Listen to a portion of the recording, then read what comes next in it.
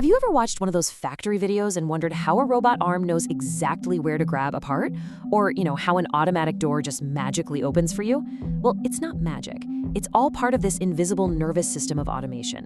And to really get it, you need to understand two core ideas: syncing and sourcing. Seriously, let's think about that for a second. How does that massive, powerful robot arm know the precise moment to grab a tiny component whizzing by on a conveyor belt? Or how does that automatic door at the grocery store know not to slam shut on you? The whole secret is hiding inside some pretty tiny but absolutely brilliant little devices. And those devices are called sensors. You can think of them as the eyes, ears, and even the fingertips for any automated system out there.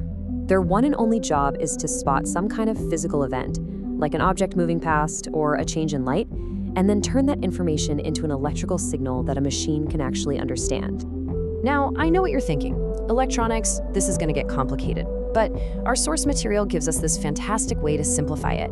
At its most basic, fundamental level, a sensor is really just an automated switch. When it sees what it's looking for, it flips the switch on. When the thing is gone, the switch goes off. It's really that simple. So the multi-million-dollar question is, how does that switch work? And it all comes down to the direction the electricity is flowing. And that brings us to the main event: syncing versus sourcing. A syncing sensor is like a drain. It pulls current in. A sourcing sensor, on the other hand, is like a faucet. It pushes current out. All right, let's break that down, starting with syncing. In the world of automation, when you hear syncing sensor, your brain should immediately think of one specific electronic component that does all the heavy lifting: an NPN transistor. This diagram shows us exactly what's going on inside. Over on the left, you've got the sensor and detector. That's the part doing the actual seeing. When it spots something, it zaps a little signal down that active line to the component on the right. And that component, the NPN transistor, that's our automated switch. So here's the play-by-play. First, the sensor detects an object. That makes the voltage on that active line go high. You can think of that high voltage as the key turning in a lock.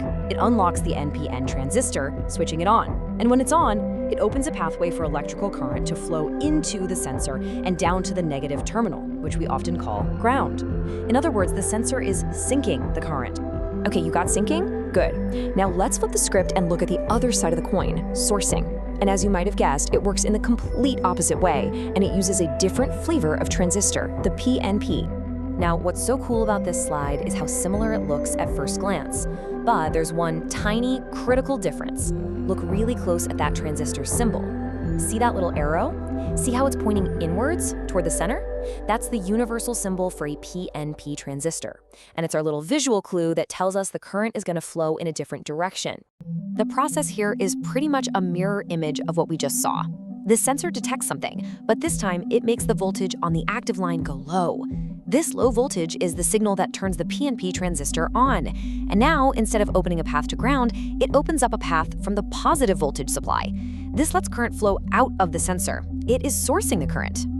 Okay, I know all this talk about syncing and sourcing can feel a little abstract. So let's make this crystal clear with a super simple, practical example that comes straight from our source material. Here we go. Look at the top diagram. That's our NPN syncing sensor. The light bulb is connected between the positive power supply and the sensor's output. So when the sensor sees something and turns on, it completes the circuit by syncing current down to ground, and poof, the light turns on. Now look at the bottom diagram with our PNP sourcing sensor. Here, the bulb is wired between the sensor's output and ground. When this sensor activates, it sources current out to the bulb, and again, we get light. See that? Two totally different ways of controlling the electricity, but we get the exact same result. That's great for a light bulb, but let's be real. In a giant factory, these sensors aren't just turning on little lights. They're sending their signals to the brain of the entire operation, the PLC. And this, right here, is the key relationship you have to remember.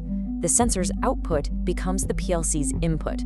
That PLC, or programmable logic controller, that's the brain. It takes all these simple on or off signals, maybe from hundreds of different sensors, and uses them to make smart decisions, like starting a motor, stopping a conveyor belt, or moving a robot. The sensor is just the messenger. So let's see how that connection actually works. Here's our NPN syncing sensor wired up to a PLC input card. In this setup, the PLC card is actually sourcing a tiny bit of current. Follow that dashed line. You can see the current flows out of the PLC and it's just waiting. Then when our NPN sensor turns on, it provides a path for that waiting current to sink down to ground. The PLC sees that the circuit is complete and basically says, aha, input 00 is now on. Now here's a really clever little detail inside that PLC card. See that component with a little LED symbol? That's called an optocoupler, and its job, as our source material says, is to isolate the two different electrical systems. Instead of a physical wire, it uses a teeny tiny beam of light to send the signal across a gap. This means there's no direct electrical connection, which is an amazing safety feature that protects the PLC's delicate brain from any crazy power surges out on the factory floor. All right, let's swap in our PNP sourcing sensor and see the difference. For this to work, the PLC input card has to be configured to sync current. So now, follow the dashed line. The current starts at the power supply, flows through our active PNP sensor, which is sourcing it, and then goes into the PLC's input. The PLC detects this incoming flow and registers the input as on. So why have two different types? Well, a lot of it comes down to regional standards. PNP sourcing sensors are super common in Europe, while NPN syncing sensors are more popular in North America and Asia. Okay, we have covered a lot of ground, tracing current all the way from the sensor to the brain of the PLC. So at the end of the day, what are the key things you really need to take away from all this? This table sums it all up beautifully. For function, NPN syncs, PNP sources. Simple. Industry standard wire colors for the output signal are different, usually white for NPN, black for PNP. And this is a huge one.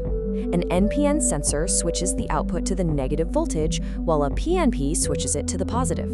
And to make sure this all sticks, our source gives us a fantastic mnemonic. For NPN, just think negative pulling in. For PNP, it's positive pushing out. And finally, let's look at the official language of automation. These are the schematic symbols you'll see on professional blueprints. You can totally see it now, right? The NPN symbol shows the switch connecting to the V line, the negative. The PNP symbol shows the switch connecting to the V plus line, the positive. If you can read this, you can now read a fundamental piece of pretty much any automation diagram out there. So you see, syncing and sourcing, they're not just some dry engineering terms.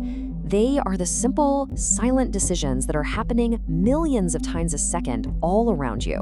In your car's safety features, at the self-checkout line, in every single modern factory. Now that you understand this fundamental code, what hidden systems are you going to start seeing running the world?